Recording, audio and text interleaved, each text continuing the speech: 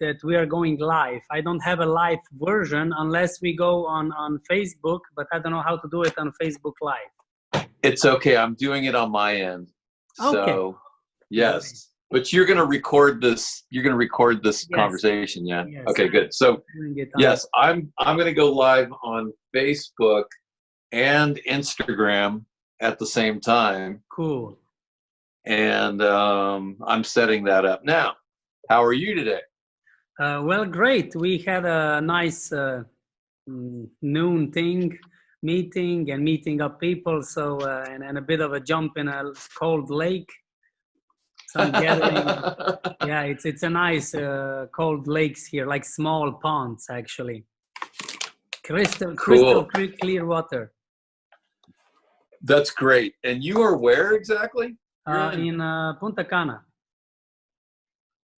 And where is that? Dominican Republic. Dominican Republic. Okay. Yes. And you have cold lakes over there. Yeah. So yeah, I hear ponds. the Dominican. Yeah. Ponds, yeah. I hear the Dominican is such a lovely place. A lot of Americans are coming here, Canadians. Yeah, it's full of North Americans here. Interesting. Mm-hmm. That's interesting. All right. So I'm setting up Facebook Live. Got to get that dialed in a little bit. Excellent. Well, I'll let you know when I'm ready. And then I think I better do that too. Okay. That's good. I think I'll move this a little. I can move it a little bit over. All right. So yeah, I mean, I like to talk about stuff with lots of different people, and hopefully we can provide some value for the people who watch your channel. And I appreciate you having me on. So, how do you want to do this? My girlfriend mentioned to me that she got to know you via one tennis coach, Coppersmith, Roy Coopersmith. Yeah. She coached his daughter for a bit, and they were together, and he mentioned. Yeah. Yeah, Roy's an interesting character. He's an interesting guy. So yeah, he's an acquaintance of mine. But to be honest, we're not close friends, I don't think. Okay. At one time we were sort of close, but yeah, that's a whole another thing. But no, he's an amazing coach. He's had some amazing results on the tour, without a doubt. So, and his daughter's immensely talented.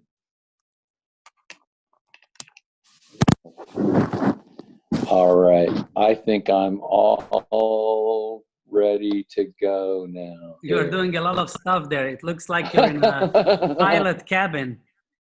Oh yeah, that's funny. Yeah, I'm the pilot. So that's a good line there, mister. You're an entertainer. I like it. So, all right, I think I can use this. Anyway, first of all, I think it's gonna work. First of all, I'm gonna present you a bit. No boomerang. And please, if you can add when I'm gonna present you, and then we're gonna just dive in. The podcast is about. You hear me? I hear you. I hear you fine. Yes. Okay. I'm listening. The podcast is about the genuine athlete, according also what I went through in my table tennis story of a career, and how I then further on developed myself as a coach, coaching mental health and energy-wise, non-athletes and athletes. So regarding genuineness, how it's called, the authenticity, and as well, you mentioned that we are going to go through the visual, how the eye follows the ball or something you mentioned, and the present, being present. So that's all the same topic. Yes, absolutely. So I just need to push one more button,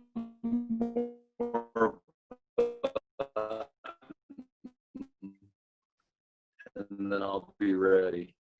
Okay, checking connection.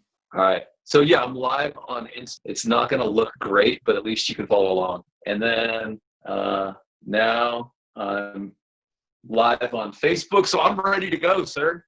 Great. I'm just going to post a quick story on my Instagram as well, that I'm going live so that we can go. Okay, great.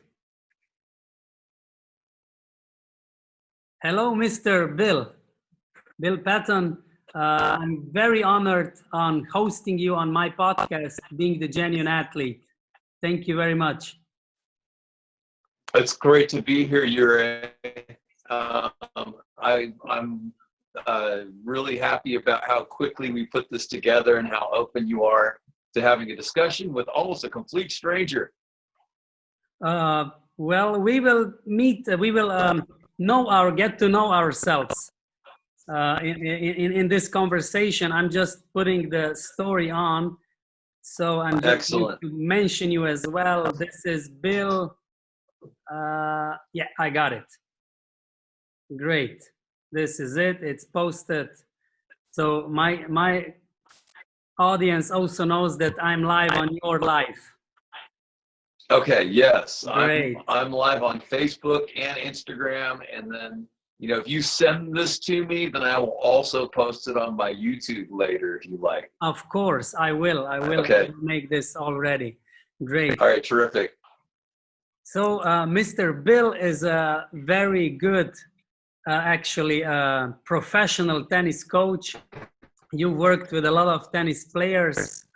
You have more than 30 years of experience, and you are also an author of 11 books, mainly about tennis. And you're the founder of USA Tennis Coach and USPTA Elite, and some other credentials that you have, you might add, so that you present yourself, please. Yeah, well, I see that you're reading off of a bio that I wrote somewhere, and I think I need to update that. So, okay, please. Yeah, I'm formerly a USPTA Elite Pro, but and USA Tennis Coach is not something that's really happening right now. But right now, probably the number one thing that I'm looking forward to is launching an online course called Visual Training for Tennis, and then I think another thing that might appeal to your audience in general is I've written a book called The Athlete-Centered Coach. So I think we're going to touch a lot on those things. But yes, I've been teaching tennis for 30 years and coached, champion teams and coached a lot of beginner players and intermediates and, everywhere in between, up to about a 6.0 level player. That's about the highest level player that I've ever coached, is about that level. I'm not sure what that translates exactly to in the UTR, but so it's a pretty strong level of play. But I can't claim that I've coached lots of tour players or whatnot. So that's just not part of my resume. Okay, no problem. Any coach. Yeah. I had a short career of being a coach in table tennis. Otherwise, I was a professional table tennis player, and I went through all of this, as you mentioned now, regarding athlete-centered coach. We can just dive right into it. What does this mean? What does it entail? Or what do you actually want to bring out with this? Yeah, well, I think there are a couple of different things that come to the fore when you're talking about an athlete-centered coach as opposed to just a regular coach, because most coaches, I do believe, operate a certain way. But the athlete-centered coach sees themselves as being a part of the player's timeline of their lives, rather than the player comes and joins the coach's timeline. So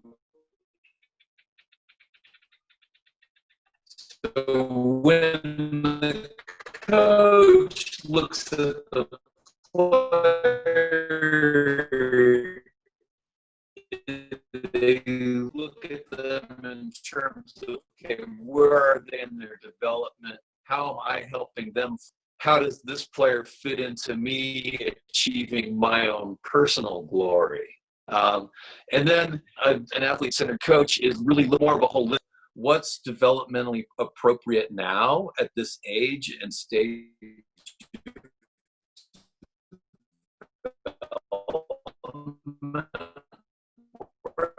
they're at. How do you deal with things like injury, relationship, the other things that come up that are not the strokes, that are not the X's and O's or strategies of how to play. They're the soft science, so to speak. So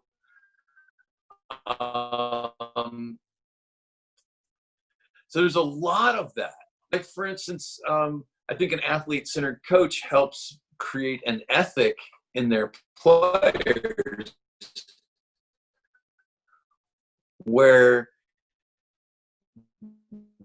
they won't be tempted to take performance-enhancing drugs, because I think an athlete-centered coach realizes that, you know, the long-term health and happiness and safety of the player is that they do things in an all-natural way. Because I think we know that there are a lot of negative outcomes with training inappropriately, too young of an age, from putting an inordinate amount of pressure on a kid to be a performer so that then they can feed their family later, right? These kinds of things. Great. I'm having a bit of an internet. Still with me? Okay. So yeah. Are we having an internet issue? Yeah, I'm having a bit of an internet Did we lag. freeze up for a second? Yeah, a bit of up and down. I don't know. Maybe it's on my end, probably. Probably on my end. So I'm gonna turn off. Okay. No, it's all right. I just turned off Instagram. I just turned off my Instagram. I'm gonna change my settings on my phone here and turn off my Wi-Fi. All right. So are we still frozen? No, not frozen. Okay. All right. So I just took away Instagram because perhaps that was creating a little bit of a problem. Okay. Great. So regarding athlete-centered coach is where my, in a way, not maybe mission and a purpose is to inspire, to activate a lot of athletes to become genuine. But what I mean by that, with this authenticity, to understand who you are, because a lot of like people in general, we do not know ourselves. We just follow some egoistic goal or something that was, imprinted on us from environment or ourselves. And then we just follow this and we lose the touch with reality. As you mentioned, drug enhancements come in, coaches, parents, and this is all a vicious circle that keeps on going, feeding itself off on the ego way. So this is where I come in with this purpose and this mission to actually activate athletes to become more authentic and genuine in understanding who you are. That doesn't mean that you take away the goals, but that you understand who you are. It's like not everybody is an apple and not everything is a banana. So it's different things that you need to understand. Can you please elaborate this regarding tennis and how you maybe see a player or how you talk to them, or what was your experience when you received the player who was like thinking that they are something, but they were something else? Great comments, great question. In fact, while you were talking, I started getting a story coming into my mind. A certain player popped into my head. So I think this story is going to answer a lot of that. So I got a phone call from a parent, and she's telling me about how frustrated she is because the daughter wants to play tennis. The parents are divorced. The dad is extremely high pressure with his daughter. She's got some talent. His mentality is that she has to get a Division I scholarship in the United States or it's failure. Anything less than a Division I scholarship is considered failure in his eyes. So now she's sort of taken on this pressure. And the other problem was she couldn't fight her way out of a paper bag. She was losing matches that were very winnable and just couldn't seem to win a match, had almost no confidence in herself to play like she can play in a match. So enter Coach Patton to this situation, right? So the first thing is I want to talk to this girl, right? So I listened to the mom for a long time. We talked. I said, I will dig in and we will figure out what's going on with her. And she, during this time, she will either decide to go all in the direction she wants to go, or she may end up stop playing tennis. That's what could happen. So I can't promise you what's going to happen here, but I will dig into it. Anyway, so I started asking the girl, I'm like, okay, so I'm hitting with her and she's got power, she's got control, she's got, there's some flaws in her game. So she makes too many errors. So the first thing I did is I kind of showed her some things where she could control the ball, 3-4 lessons in. And then I went with her to a tournament where she won her first match in months or maybe a year or over a year. That's how bad her losing streak was. So during this time, a bit. So I went to this tournament. She ended up going to the finals and losing in the finals, but it was a big confidence booster for her. And then we worked on her game a little bit more. And then finally I said, okay, now where do you really want to go? What do you want to do here? Because, she says, my dad thinks I need to, get a Division I scholarship. And I'm like, okay, that's fine. But what do you want? And she didn't know. She didn't know what she wanted. Her father had sort of snuffed out her own thinking about her own self and what she wanted to do in life. His pressures, his goals, his tunnel vision created an atmosphere where she was not free to speak about what she thought and felt. So in the training, then a lot of what I do is I ask my players, okay, why did you miss that shot? And when they haven't been trained to think for themselves, they answer the question, why, how? I'm like, no, wait. No, I'm asking you to think about, why did you just miss that shot? You have to stop and think, and you have to answer me. And you might be guessing. So, because I took too big of a backswing. I'm like, okay, yes, but why did you take too big of a backswing?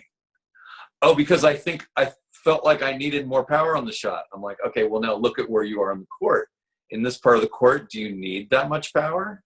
Oh, maybe I don't. Right. So creating this situation where now she becomes her own expert and I'm just the guide because I think I know where she wants to go.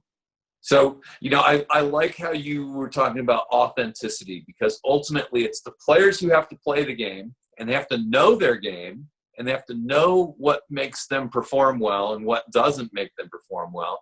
And they have to manage it, because in very few competitive situations is coaching allowed. And even if it is, it's not a lot of time to get that done. So tennis is so amazing, as you know, and probably ping pong's the same way, or I'm sorry, table tennis. Oops. Table tennis it's an independent situation of having to problem solve. So anyway, as it turned out, so we worked together for about 1.5 years, 2 years, and it was very friendly. And And then this young lady went off and found a really small liberal arts school that played Division II, and she might have gotten a little bit of money, but she was just really happy to be able to go play Division II college tennis at a school that was a great fit for her academically. Because then what she also began to discover after a lot of discussion, we talked about it a lot, is what do you really want out of college?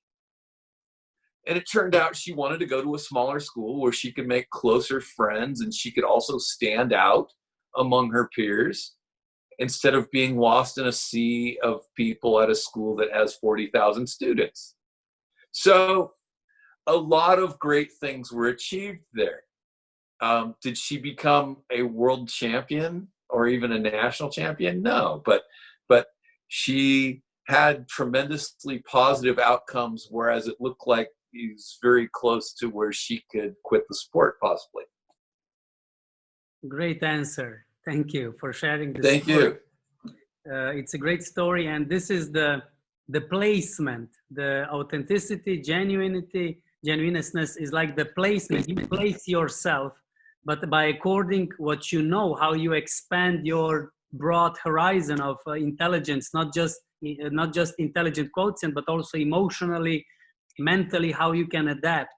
And this is lost with all this instant gratification life that young people live now. I was born in the 1982. I presume that you are a bit earlier. A little bit. Yeah, a little bit. Yeah. So this instant gratification now with all the likes and all the things that we need to achieve instantly takes away a lot of this working, going through, enjoying in the process. Yes and no. Yes and no. This is one of my favorite things is to discuss this sort of generational, phenomenon stuff. But kids are still kids. So when a 5-year-old falls down and scrapes their knee, they cry, right? When teenagers are self-conscious, and they've always been self-conscious, right? So there's some things that are universal. Like, we used to have telephones that were wired to the wall, but people still got their instant gratification on the telephone that was wired to the wall, right? So while there's more conveniences and there are greater percentages of people who act a certain way, there are also a lot of universals that there's nothing new under the sun. Teenagers are still teenagers. So, in every generation has their own thing that they present.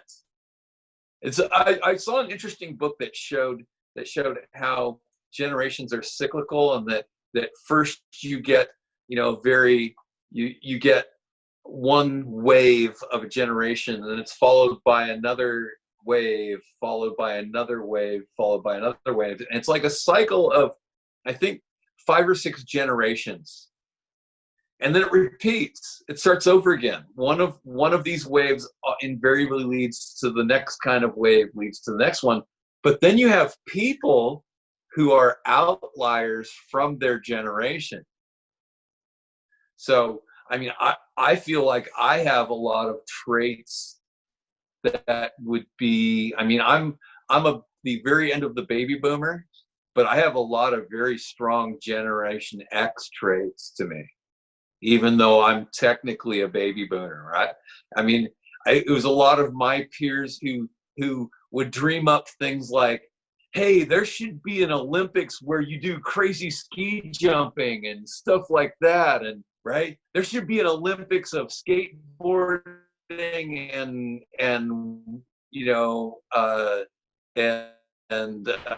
what's the word for snowboarding, and right. And so now that happened, but so it was sometimes the dreamers of a previous generation are the visionaries who create the thought base for things to move forward from there. So sorry to get so deeply philosophical, but kids are still kids, and so many things that are universally always true. I prefer to work with them in that way. And I think the fascination with generational shifts is interesting, but not essential. But you mentioned now, what is your experience and what can you say about universally, what is the stopping force? What is stopping these athletes that you've encountered in your experience? So emotions, some mental disbeliefs, certain beliefs, what can you tap into, or what was the most outstanding? Self-doubt. I mean, I wrote a book called Playing Sports Right Your Way. And in one of the chapters, I had some of my adult friends write a note to their 11-year-old self. If you could go back and talk to your 11-year-old self, what would you say? And very commonly they said, "You're better than you think you are." So that is probably the most important moment, important to foster big dreams in kids, and then when the time is right, then show them that yes, indeed, you might not be as good as that person right there. So what does that mean? It means you're going to have to improve, because if you want to beat them, you're going to have to get better. And then a little bit later, maybe after puberty, then it's time to really work hard. As soon as puberty hits for a kid, it's time to work really hard, because now all of a sudden your body has shifted towards, adulthood, and that's when you want to max it out and get as much out of that frame that you can. So I had an interesting experience with studying to write a master's degree, and there was a piece of literature that did not fit with what I was doing, but I became engrossed with it anyway. And it was about at-risk children. And so the research seemed to suggest that when children are ages 4 to 10, that it's healthy for them to have grandiose visions about being the best in the world at something, anything. So for a tennis coach, I mean, all of your 4 to 10-year-olds ought to be dreaming, I hope, of being number one in the world at tennis.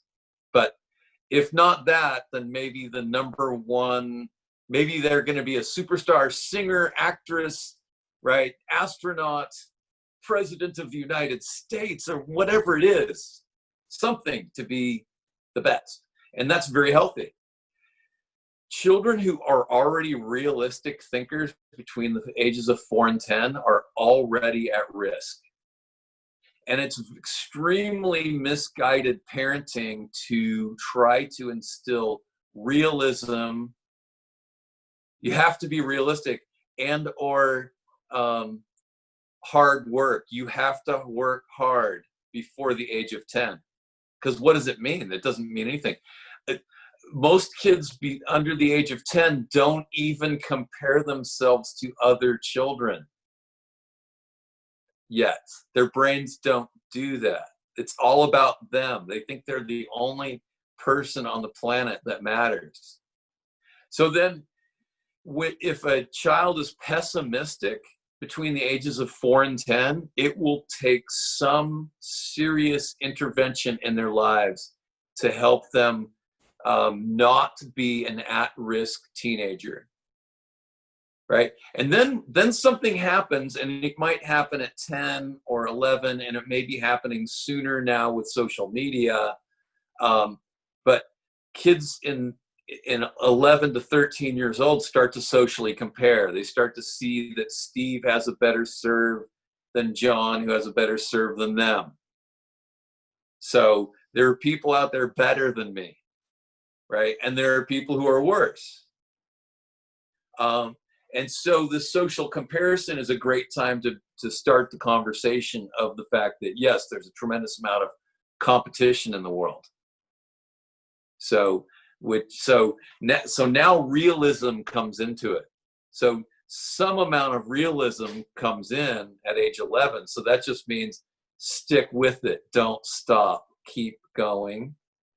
And then, like, you know, I mentioned earlier, you know, that then once you get to a point where your body and your mind are more ready and sturdy and supported to work really hard, then the message of hard work comes. So it's really most of the work for people who are going to become great athletes starts to happen around 13, 12, 13, something like that. And, you know, with tennis, one thing that I hear quite often is that if someone's going to be a very, you know, maybe a professional or Division I level athlete, you're going to want to start to see some very strong results around age 13, 14.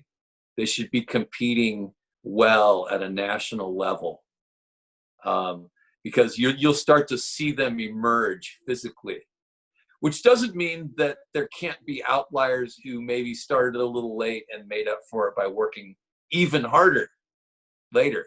I mean, I think, you know, there's still some kids who can make up lost time, especially if they grew late, you know, from like 16 to even 19 or as late as 20 years old.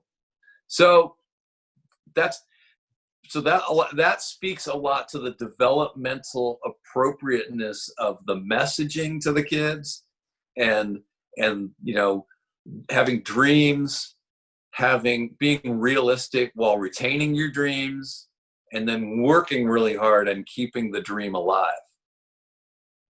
Thank you. It's so great that you've covered now this pyramid in a way, the fundament, the imagination that is so important. I had big problems with this. Maybe I was at risk because I was too realistic. And I felt that when you spoke now, because life is anyway drama. We don't need to add drama. Life is anyway realistic. We don't need to add that shit. Like add. It's over. It comes realistic, as you said. Right. Once you turn 11, 12, it's overdose of drama, realism, hormones, puberty, all the stuff comes. So just let children be children, and that's so great. Yes. I have two questions now that we connect. One question actually in two questions in one. So two in one. We've mentioned now the self-doubt and covered it a bit.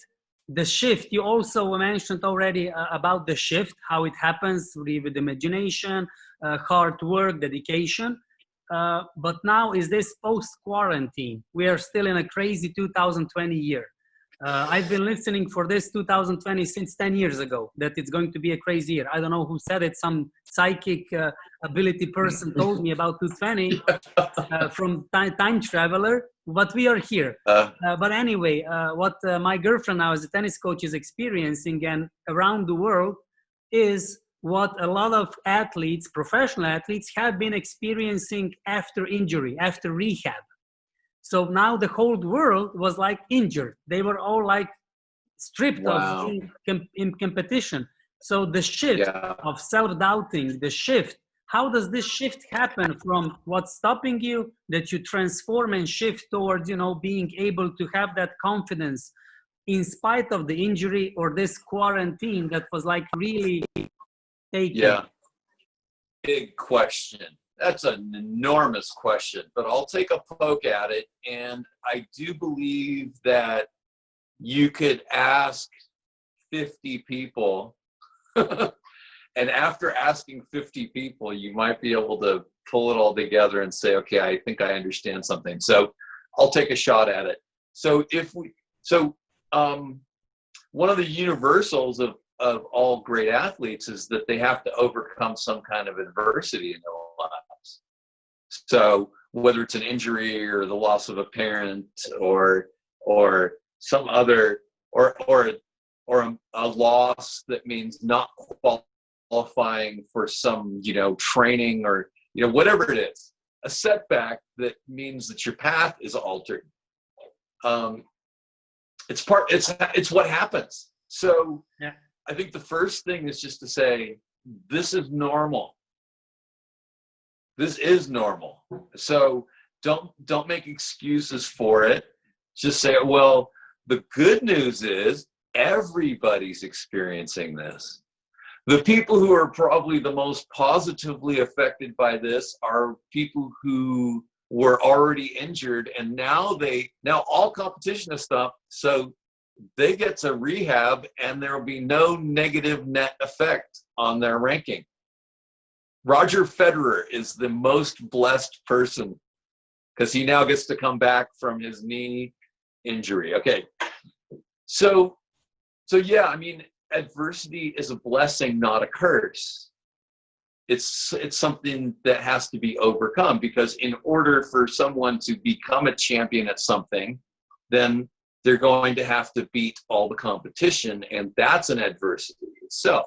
So, because they're all trying really hard to become as adverse as possible to you. So yeah, take it philosophically.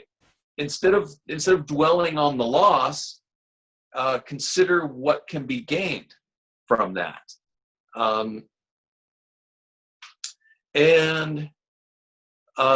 Take the time. I mean, hopefully it's getting a little bit late in all of this. I personally believe that we're very near the end, and I don't believe that a second wave is something that is going to have the same impact. So hopefully that doesn't make you turn off your TV set like right now, but be ready for a possible second wave. I don't know. I mean, I can't answer that, but plan as though there's going to be now an opening and be ready to do that. Now, hopefully some people have already done the work of saying, all right, well, everything has stopped, so what am I going to do? So it's a great time for me to work on my mental game, read some books, really clean out my mind and fill my mind with principles that are going to help me moving forward, and take advantage of all the other opportunities that have arisen because of this stoppage. So those that have done that work are going to benefit dramatically from having done that. Those that just sort of sat around and cried and were bored and played video games the whole time, they're gonna wish they hadn't.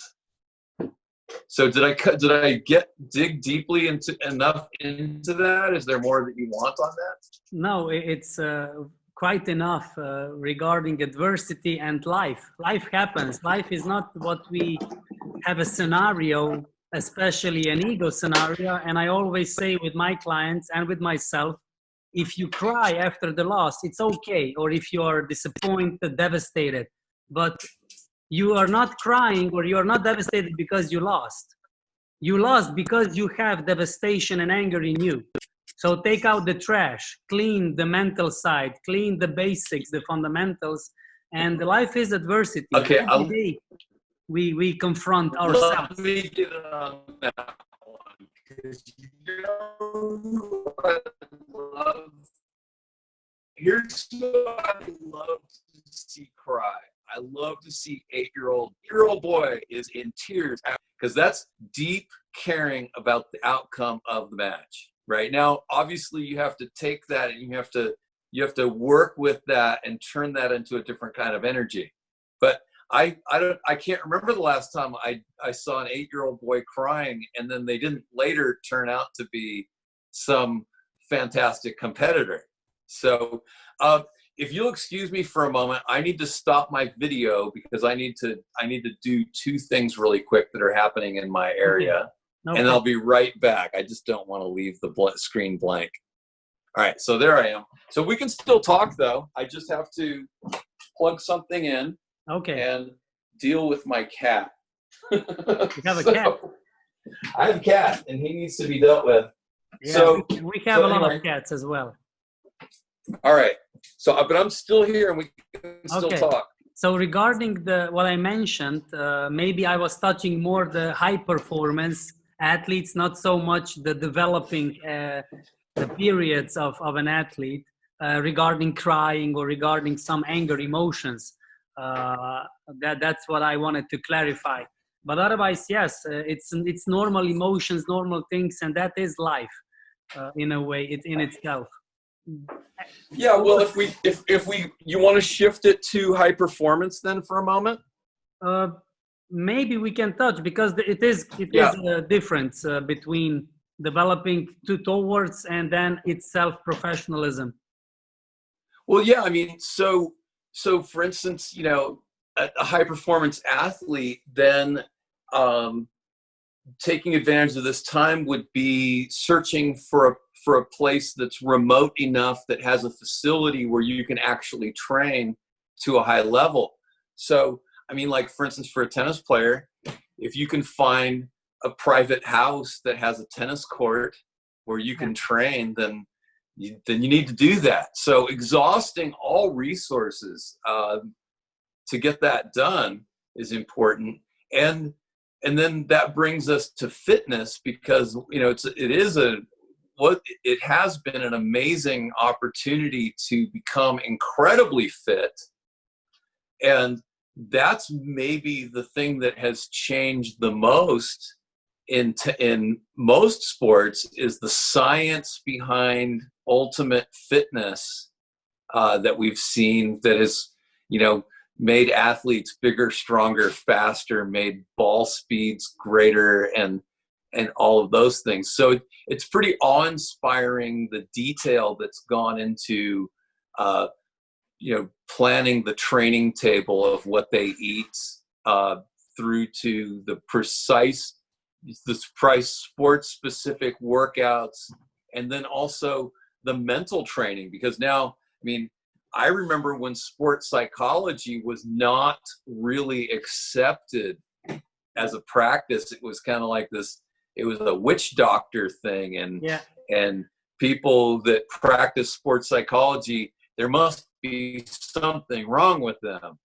Yeah. So, you know, there's so many different facets. I mean, you can work on your body and your mind, and you can even tap in spiritually. Because another thing I get into in athlete-centered coach is that most of the best athletes that I've coached have some kind of ethic. You know, they might be a Christian or a Muslim or a Buddhist, or they might be a very humanistic, right, person who believes in the human spirit, but they have some kind of ethic that is an underpinning, you know, that creates this basis for their success. So tapping into the spiritual side, I think, is something that's also happening more and more with people. And I always encourage that. Can we clarify as well this? A lot of athletes now, when quarantine was happening, they were like, I don't have competition now. I don't know when it's going to be, so I am not motivated. So it has shown a lot of it has come to the surface, that they were motivated when they had competition, where they had something to train for. Well, who are you without the training now? Who are you without the competition?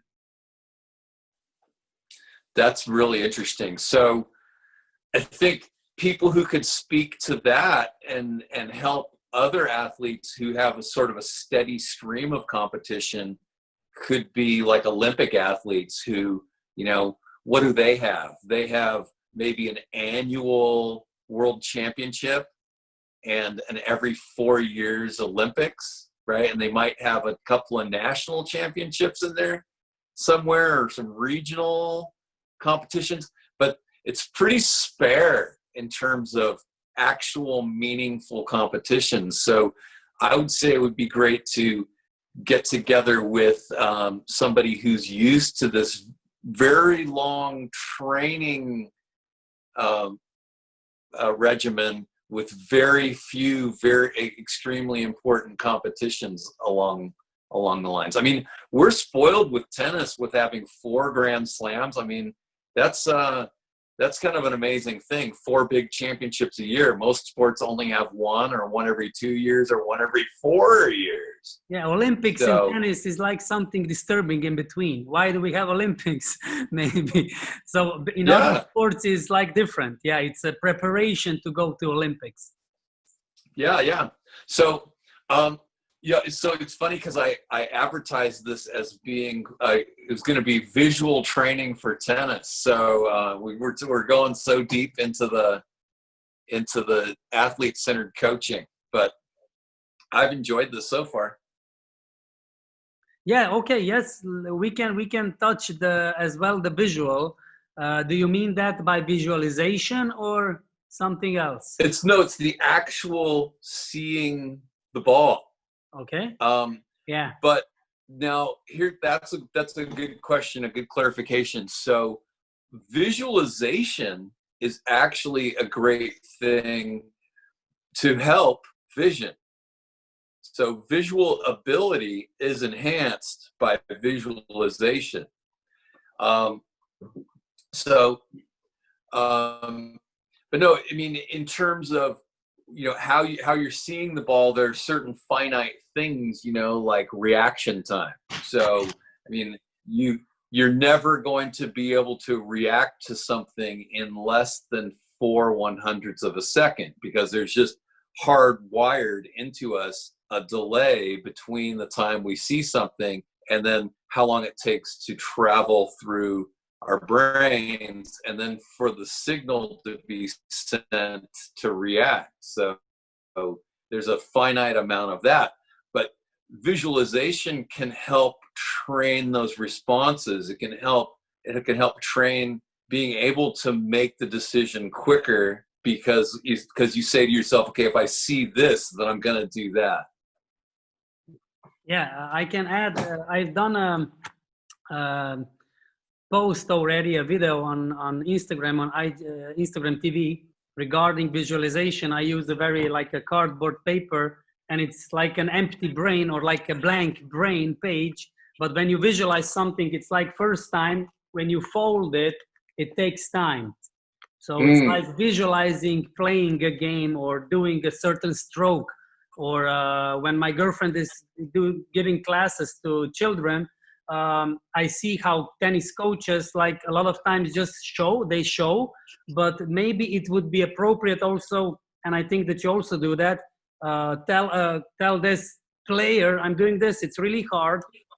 Tell a player to visualize, to close eyes, maybe visualize on the training court, on the tennis court, to visualize and then hit. Yes. So you see, I needed a couple of good seconds, 30 seconds. So now I open it. I've done it once. So now how I do it, see. It's no, I think that's a really great visualization of that. That's like I'm going to use. Yeah, I'm you gonna put use that. the brain, you train your brain so that it's the pathways are getting stronger. This is scientifically as well. Joe Dispenza and other doctors, scientists of these things, of how our brain functions, and neurologically, plasticity of the brain. And this is so important. I've had this when I was playing table tennis or when I was studying sport. I did a couple of gymnastics, like on that two-sided bars, and on one bar you needed to do an exam. And I did majority of my exercise in my mind, the visualization, because I couldn't have imagined myself like physically. I was a table tennis player. I'm not a gymnast. I didn't have the muscles to be a gymnast. And especially I was afraid to get injured. I was still competing when I was doing that in gymnastics in 21 years of age. So I was so keen on visualizing every evening those elements, and that I came the next morning on the exam and I needed to perform a couple of elements connected. I did it like that because I already visualized it. And as well in the table tennis, I had so many problems with some strokes or with some movement. But when I visualized it, as you've mentioned now, this part is the fundament. And then you go into the physical world of vision. Yeah, I don't usually start with visualization as the first topic of seeing. It's usually something later. But when we first get out on a tennis court. Now, actually, let me back up for a second. probably the biggest issues with vision come for a beginner who's first on the court, and then secondly, the next biggest issue is people who get trapped at a 4.0 level and below, because once you get to 4.5, the ball starts traveling faster and with a lot more varied spins. So tracking all of that becomes much more difficult. And so those people who learned how to see the ball but maybe didn't learn the most efficient way, they get lost. They get trapped at a 4.0 or a 3.5 level because their eye skills are missing. They didn't really learn to see the ball as well as they could. And I believe that maybe 50% of beginners are going to drop out of tennis because they aren't initially taught some eye vision skills. So that's a big piece. Can you please repeat it? They are not taught. Because they are not taught visual skills first. Mm-hmm. So part of the issue there is that when a beginner first comes onto the court, they're already in sort of a anxious state. I should have turned my phone on. Hold on a second. Don't worry. All right. So Don't they're worry already they're in an anxious state. And so that means that everything seems fast to them, and they're worried about making a mistake and looking less intelligent than the others, right? Or less coordinated, or what have you. What about the depth vision? Because as I have experienced when I'm helping my girlfriend with a tennis class with children under 10 of age, the depth, they cannot see the depth of the ball. If it's short, long, high, they don't move. The vision is not connected with the movement. It's a great point, and that's exactly why we would never want to start someone from the baseline and hit them balls from the other side, because a lot of them will fail with the depth perception if presented with that immediately. So the first thing I do when I get people on the court is I'll get them on the other side of the net. Well, I have them touch the net, take 2 steps back only, and we'll toss the ball underhand back and forth. And that achieves a couple different things. It's very easy. It's relaxing and soothing. You can start to detect if they have some kind of tension and just go, hey, just relax, take it easy. We're just, we're doing this because it's easy.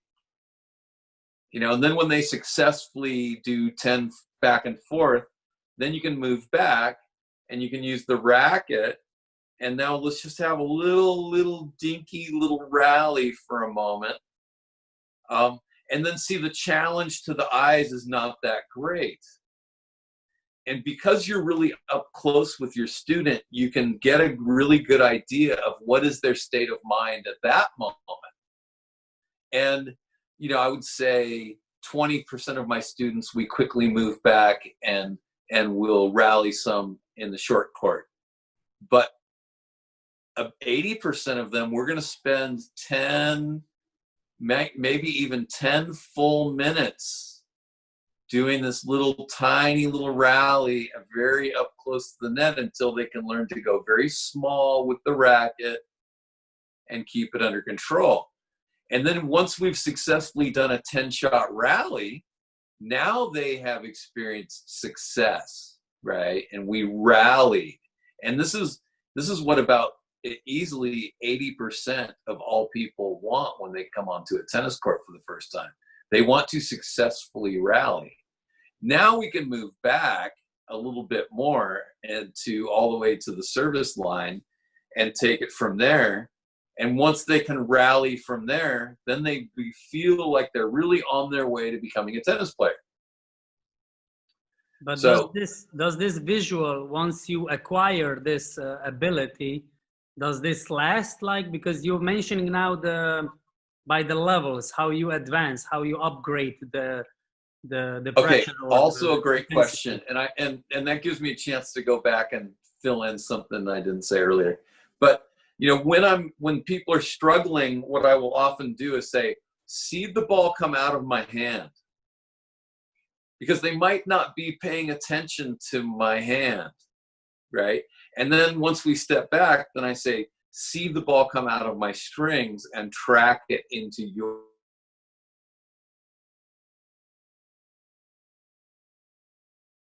to get the ball right in the middle of their strings if they're seeing the ball come out of your racket, right? So and I like the word seeing. Seeing is sort of passive. Watching or keep your eye on the ball, those are sort of tense and sort of willful words. So I try to keep the language that I use around vision as being relaxing and passive. And then the other thing I do is I say, look, catch the ball on your strings and let your racket toss the ball over, which is a completely different feeling than stroking or hitting the ball.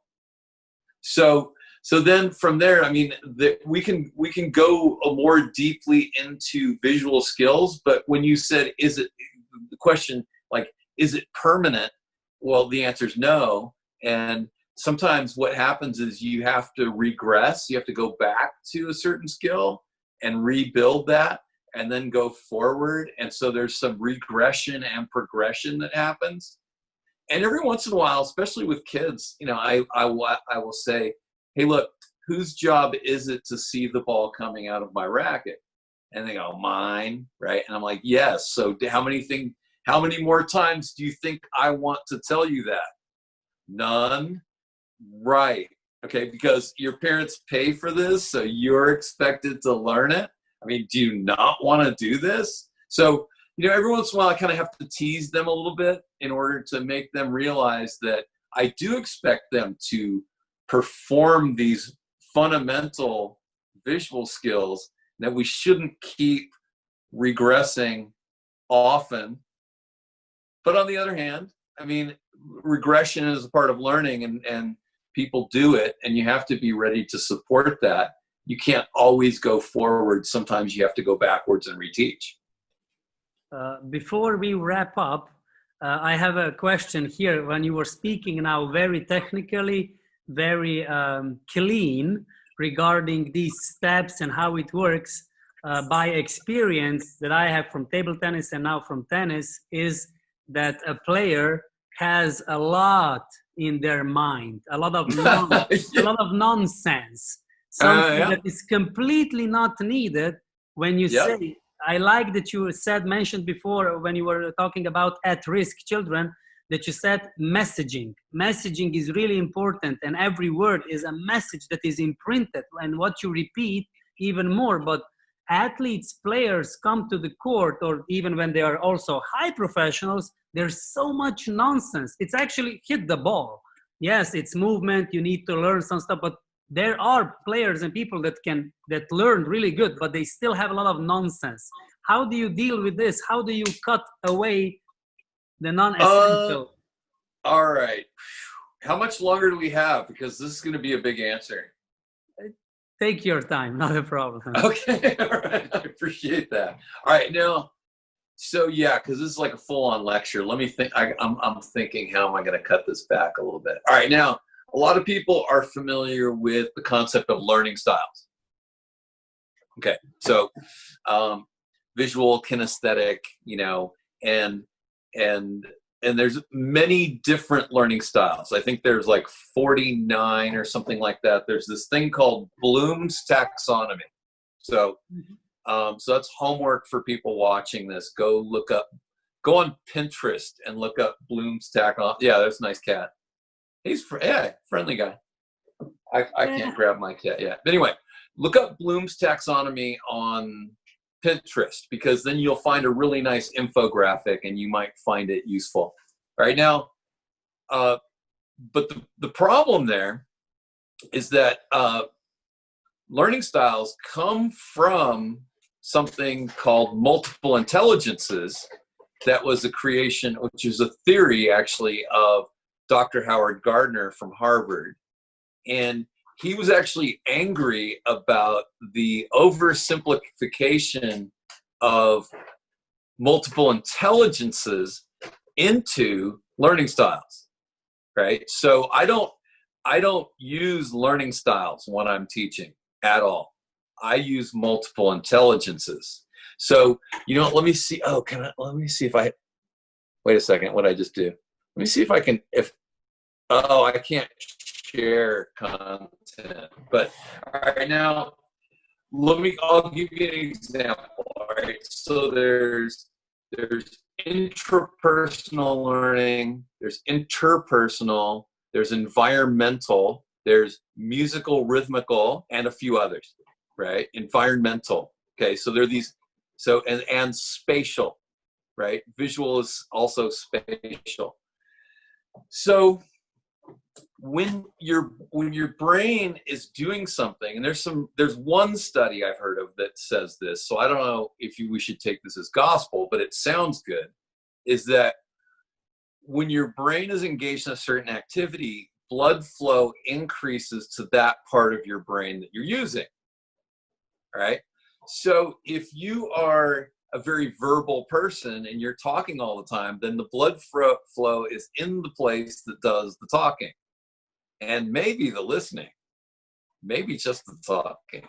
But anyway, but tennis and a lot of sports skills are really learned visually and kinesthetically. That would be, the feeling of yourself in space, right? Moving. So the pairing of those two is far more important than anything else. So those people who have a lot of junk going on, the reason is because they're using the wrong modality. So the way to get them to stop doing that is to ask them questions like, do you have a checklist in your mind of things that you're thinking about that you have to perform, right? So are you thinking ready position, racket back, backswing, contact point, follow through, finish? Are you listing these things in your mind as you're trying to hit the ball? Because there's no time for that. By the time you think of the first one, the ball's gone. So you get some of those people. And then you have other people who are so analytical. They're so analytical. They have such a great mathematical mind that they're trying to calculate things on the fly, right? And then after they miss a shot, then they're trying to analyze the miss, right? And then you have other people who are filled with subjective judgments about everything. Good shot, bad shot. Oh, I hit a good shot. Now I'm excited. Oh, now I hit a bad shot. How come I can't hit 2 good shots in a row? What's wrong with me? And they've got this internal dialogue going on. So to eliminate all of that, I always tell people, look, just come back to seeing the ball, right?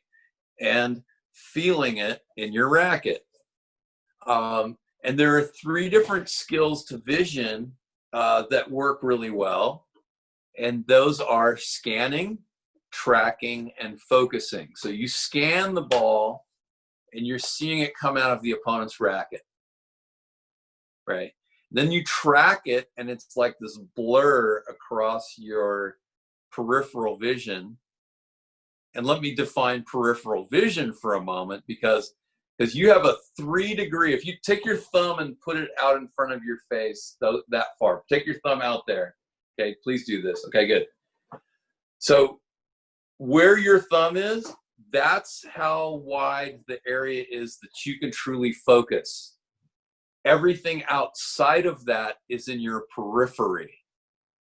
Okay, so peripheral vision is everything except for that 3 degrees in front of you that you can focus on. So now, you're going to track the ball across your vision. And then finally, from the bounce onward, then you can focus on it into your strings. And I don't want to get into too much detail on that, but there are a couple other issues that people need to know in regard to cross dextral and pure dextral, but that's a side issue. Okay, now, so those are the visual skills. And if you get people just focused on paying attention to what they see and pairing it to what they feel, and this is where then you can say, all right, well, where do the feeling part, the kinesthetic part is, show me where the ball went in your racket. Because they ought to be able to start feeling that or being aware of how the ball came in. Right? And then you can get into, well, did your thumb go over your shoulders? One of my big new things is thumbs over the shoulder, right? For beginners. And then, we get into, okay, well, it can go here and there, and, it can finish in different places, but the first thing we want to do is get thumb over the shoulder, or as long as it's traveling in that arc. So then we talk about that. Did your racket continue to travel in that arc or not? Right? What did you see? What did you feel? Did you see it? Did you feel it? What when you hit a good shot, what do you remember the most? Do you remember most how it looked or how it felt? And about half people remember how it looked, and about half the people remember how it felt. And so that gives you a clue. Maybe that's their preferred modality. But whatever their preferred one is, they still have to learn to do the other one. They've got to be able to pair the vision with the feeling to ultimately get it.